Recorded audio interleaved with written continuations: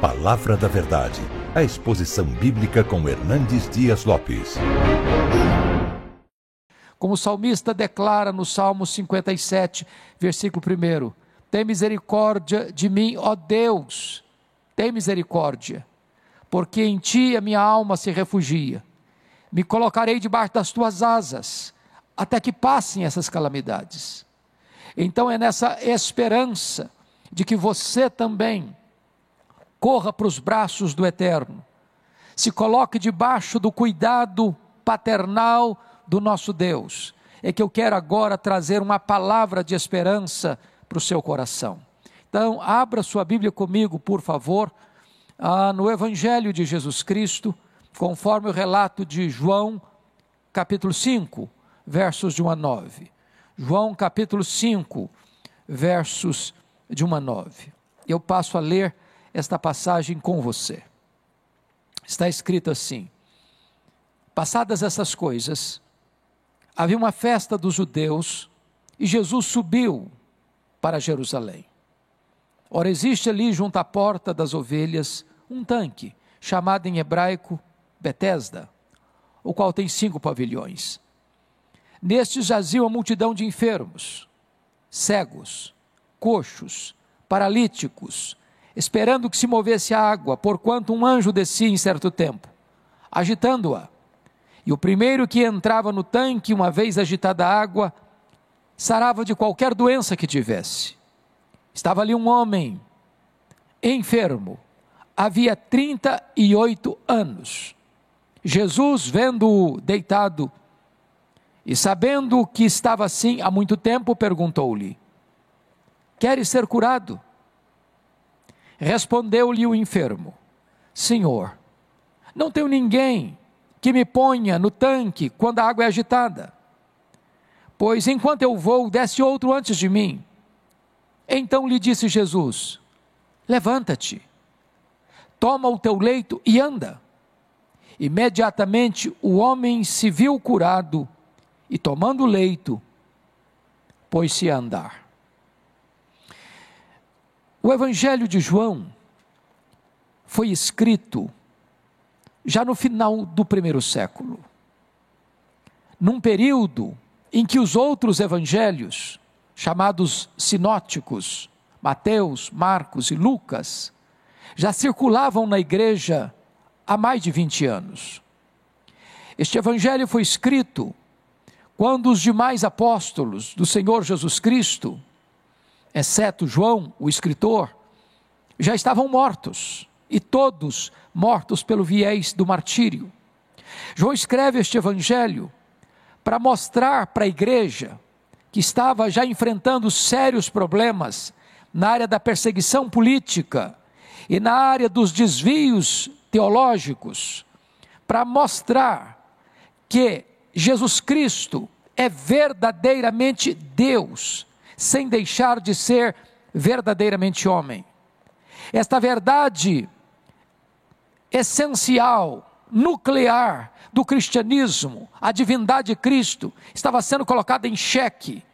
Muitos estavam tentando desconstruir este pilar central da fé cristã. Então João escreve este evangelho para provar que Jesus Cristo de fato é Deus.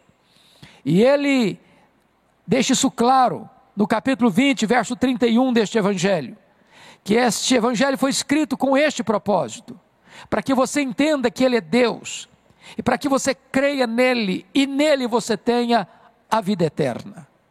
João vai usar 2 métodos para provar que Jesus Cristo é Deus, ao longo deste evangelho. Primeiro, ele vai mostrar que Jesus Cristo tem os mesmos atributos de Deus, e que Jesus Cristo realiza as mesmas obras de Deus. O que João vai fazer? Vai provar que Jesus Cristo é Deus, ao repetir 7 vezes a expressão que Jesus usara em João 8,58, antes que Abraão existisse, eu sou. Eu sou é o grande nome de Deus, revelado a Moisés no Sinai. Então ele vai mostrar que Jesus é Deus, porque ele arroga para si e se autodeclara como o grande eu sou. Então ele diz: eu sou o pão da vida. Ele diz: eu sou a luz do mundo. Ele diz: eu sou a porta. Eu sou o bom pastor. Eu sou a ressurreição e a vida. Eu sou o caminho e a verdade e a vida. E ninguém vem ao Pai senão por mim. Eu sou a videira verdadeira. Se Jesus Cristo tem os mesmos atributos de Deus, logo Ele é Deus. É a tese de João. Mas João também vai usar neste evangelho um outro argumento para provar que Ele é Deus.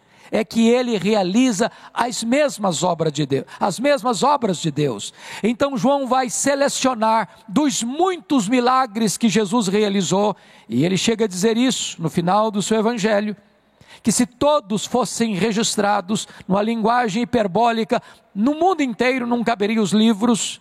Ele vai selecionar 7 milagres, para provar que se Ele faz as obras de Deus, Ele é Deus. Então Jesus, neste evangelho, é registrado que Ele transforma água em vinho. Segundo, Ele cura o filho do oficial. Terceiro, Ele multiplica pães e peixes. Quarto, Ele anda sobre o mar. Quinto, Ele cura o paralítico de Betesda. Sexto, Ele cura o cego de nascença. Sétimo, Ele ressuscita Lázaro. Se Ele faz as obras de Deus, logo Ele é Deus. Dentre esses milagres que Jesus operou, eu quero selecionar um deles, esse que está registrado em João capítulo 5, e gostaria de expor de forma breve para você esta passagem. Então está escrito que passadas estas coisas, havia uma festa dos judeus, e Jesus subiu para Jerusalém. Jesus era um judeu, cumpridor da lei.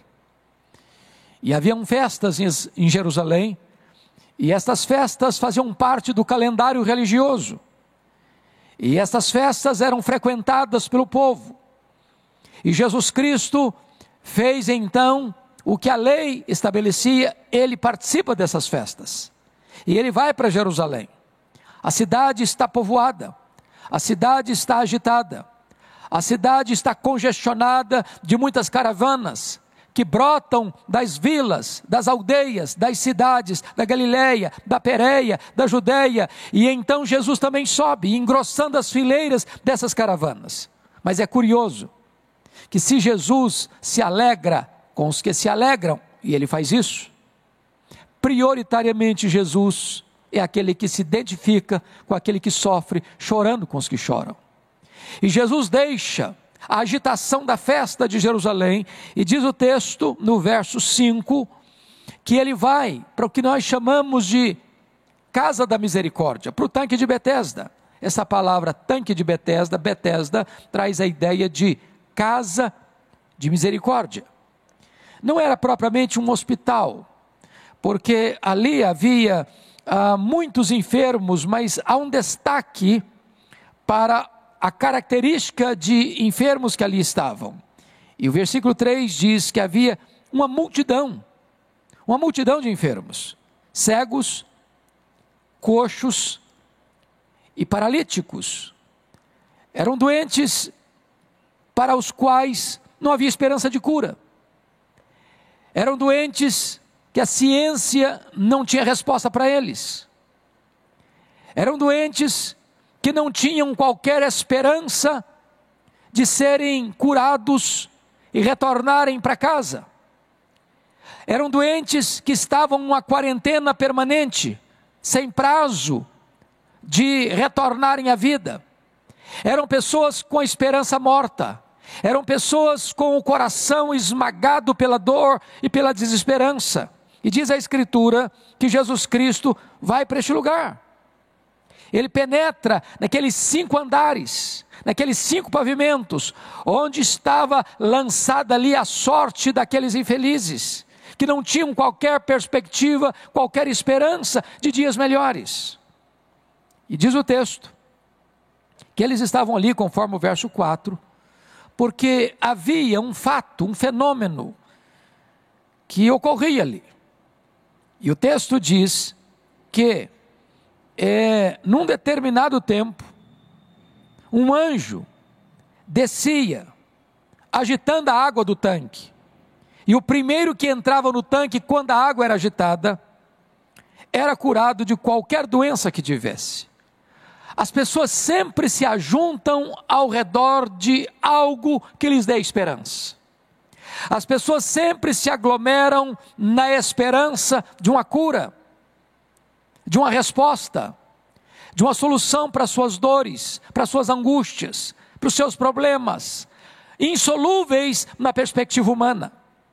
Então essa massa humana de gente sofrida, de gente sucateada, de gente ferida, de gente arruinada na alma, nas emoções, no corpo, estão ali aglutinadas nesses 5 andares, nesses 5 pavilhões, nessa casa de misericórdia, aguardando um milagre.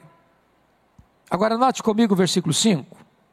Estava ali um homem enfermo, havia 38 anos. Este homem não tem nome, este homem não tem endereço, este homem não tem parentela, este homem é a maquete do desespero, este homem é o retrato da desesperança, este homem é a síntese da dor. Imagine o que é um ser humano, 38 anos, numa maca, talvez mal cheirosa. Imagine o que é um ser humano há 38 anos, padecendo de isolamento social. Imagine o que é um ser humano há 38 anos, jogado no meio de outra multidão, de uma multidão que está sofrendo males tão terríveis, tão avassaladores quanto o seu. E Jesus Cristo chega naquele tanque de misericórdia, naquele tanque de Betesda, casa de misericórdia, e diz o verso 6, que Jesus, vendo-o deitado, e sabendo que estava assim há muito tempo, perguntou-lhe, preste bem atenção, que esse homem não vê Jesus, é Jesus quem o vê. Esse homem não aborda Jesus, é Jesus quem o aborda. Este homem não pede nada a Jesus, é Jesus quem interfere na sua história, para mudar a sua história. Talvez esse homem não tivesse mais qualquer esperança, talvez esse homem já tinha jogado a toalha, talvez esse homem já tinha desistido de esperar qualquer sinal de favor endereçado a ele. Talvez esse homem estivesse já capitulado à sua dor, à sua solidão, à sua paralisia, à sua desesperança. E é nesse momento que Jesus o vê. É nesse momento que Jesus não só o vê, mas sabe cada detalhe da sua vida.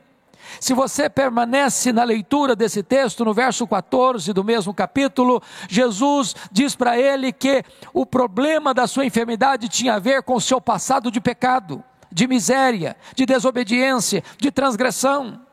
Jesus sabia a carga pesada de culpa que estava sobre este homem. E então Jesus o vê. E então Jesus sabe tudo a seu respeito. Eu quero dizer a você nesta noite que Jesus vê você. Ele vê a sua dor, Ele vê a sua angústia, Ele vê a sua aflição. Ele vê hoje as tensões dos empresários, que estão sofrendo amargamente prejuízos astronômicos. Ele vê aqueles que estão, na verdade, pensando em que não terão condições mais de reabrir as suas empresas, de abrir as suas portas.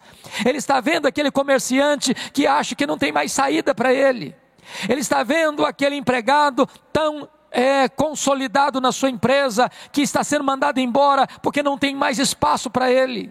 Ele está vendo aquele que está enfermo, aquele que está talvez internado, talvez em estado grave. Ele está olhando e vendo aqueles que estão enlutados diante deste momento tão amargo que assola a nação brasileira. O Senhor Jesus está olhando para você, o Senhor Jesus conhece você, Ele sabe tudo a seu respeito, Ele sabe a dor que vai na sua alma, Ele sabe a angústia que assola o seu coração.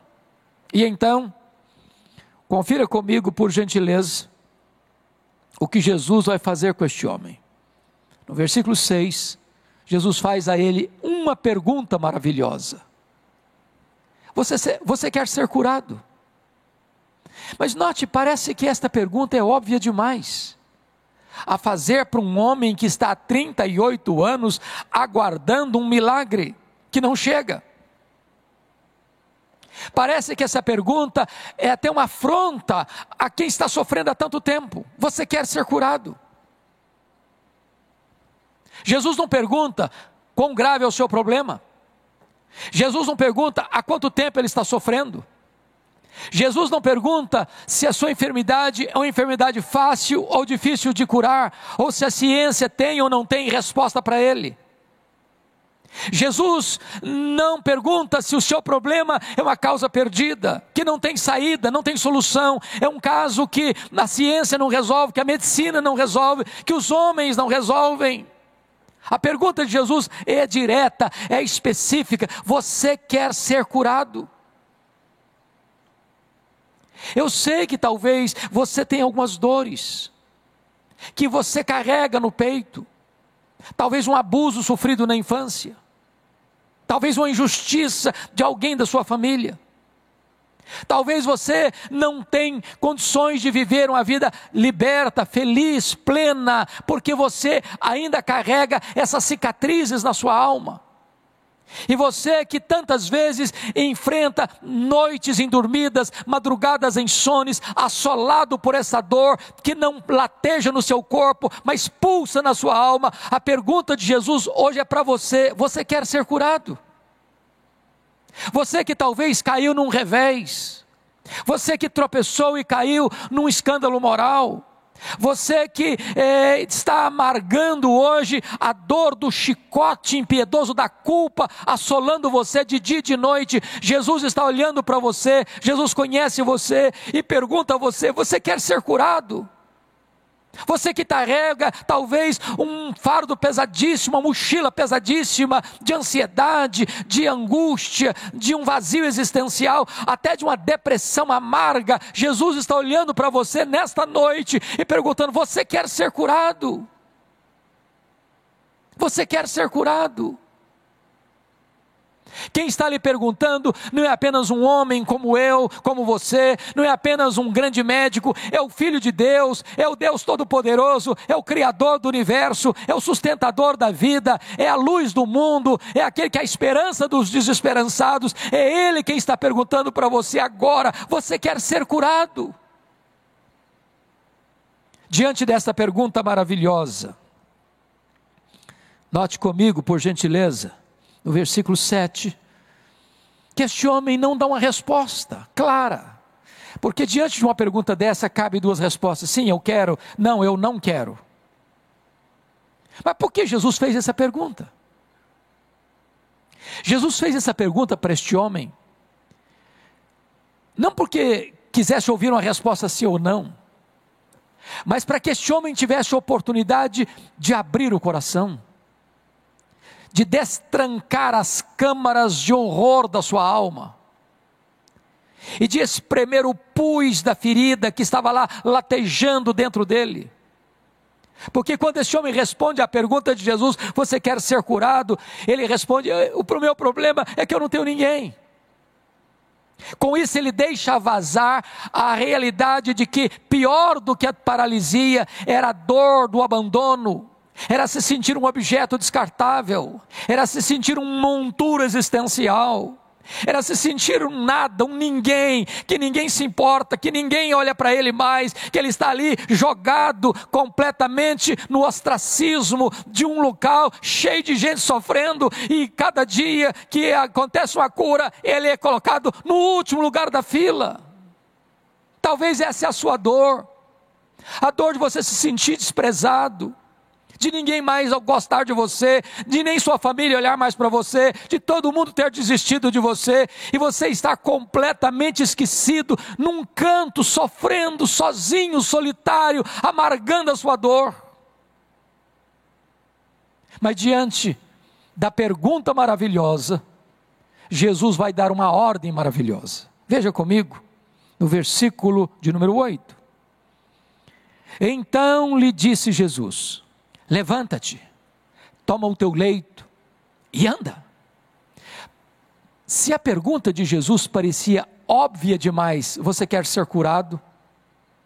Parece que agora a ordem de Jesus parece absurda demais. Porque na verdade tudo que um paralítico sempre quis é se levantar e andar. Agora ele podia responder: bom, mas eu sempre quis isso, mas eu não consigo. As minhas pernas não funcionam mais, não obedece o comando do meu cérebro.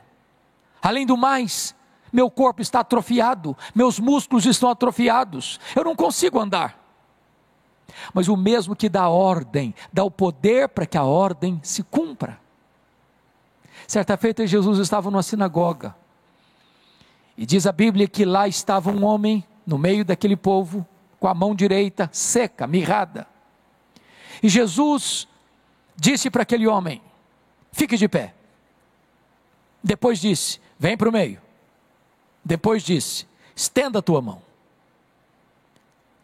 Aquele homem que tinha a mão seca, ao ouvir a ordem de Jesus, estendeu a mão, e ela ficou curada, porque aquele que dá a ordem, dá o poder para que a ordem se cumpra. Jesus chegou na aldeia de Betânia, e seu amigo Lázaro estava sepultado há 4 dias, já em estado de decomposição. E o Senhor Jesus chegou na beira daquele buraco cavado na pedra, e gritou: Lázaro, vem para fora. E aquele que estava morto ouviu a sua voz e saiu. Eu quero dizer a você que agora, hoje, nesta noite, você também pode ser curado, você pode ser perdoado, você pode ser liberto, você pode ser restaurado, você pode ser levantado, você pode recomeçar a sua jornada na presença de Deus. Ele é o Deus que perdoa pecados, Ele é o Deus que apaga os seus deslizes morais, Ele é o Deus que repagina a sua alma, Ele é o Deus que limpa você com o seu próprio sangue e faz de você uma nova criatura. Então levanta-te, para de ficar prostrado, para de se sentir um monturo existencial, para de se sentir um fracasso. Se ninguém gosta de você, se ninguém ama você, se ninguém valoriza você, pois o Filho de Deus ama você, Ele veio ao mundo por você, Ele se fez carne por você, Ele foi para a cruz por amor a você, Ele morreu pelos seus pecados, Ele ressuscitou para que você tivesse vida, Ele se importa com você. Então levanta-te, levanta-te. Mas diante de uma ordem maravilhosa, agora vem um resultado maravilhoso. Olha o versículo 9. Imediatamente o homem se viu curado, e tomando o leito, pôs-se a andar. As curas operadas por Jesus não eram a crediário, nem em doses homeopáticas. Eram curas públicas, verificáveis, reais, sem qualquer disfarce. Não tinha nenhum jogo de cena, não tinha nenhum teatro para impressionar as pessoas. E eu fico imaginando que mesmo que hoje, na perspectiva da medicina contemporânea, um homem há 38 anos paralítico numa maca, mesmo sendo curado, ele necessariamente precisaria fazer várias sessões de fisioterapia para voltar a tonificar os seus músculos e caminhar. Mas quando Jesus faz uma obra, Ele faz completo. O homem se levantou imediatamente, tomou o seu leito e pôs-se a andar. Eu quero dizer para você que nesta noite, Jesus pode fazer um milagre na sua vida, restaurar a sua sorte, mudar a sua história. Ele pode curar você, Ele pode perdoar você, Ele pode libertar você, Ele pode fazer tudo novo na sua vida, e você largar os andrajos, os trapos para o passado, lá no passado, e recomeçar e retomar uma nova vida na presença de Deus e para a glória de Deus. Que Deus abençoe você. Hoje, Jesus Cristo está entrando na sua história, na sua casa de misericórdia, para fazer um milagre na sua vida. Que Deus abençoe o seu coração, que Deus abençoe a sua vida, e que hoje mesmo você tenha este encontro maravilhoso com Jesus, e experimente este poderoso milagre de Jesus na sua vida, no seu coração, na sua família, na sua história. Deus abençoe sua vida. Palavra da Verdade, a exposição bíblica com Hernandes Dias Lopes.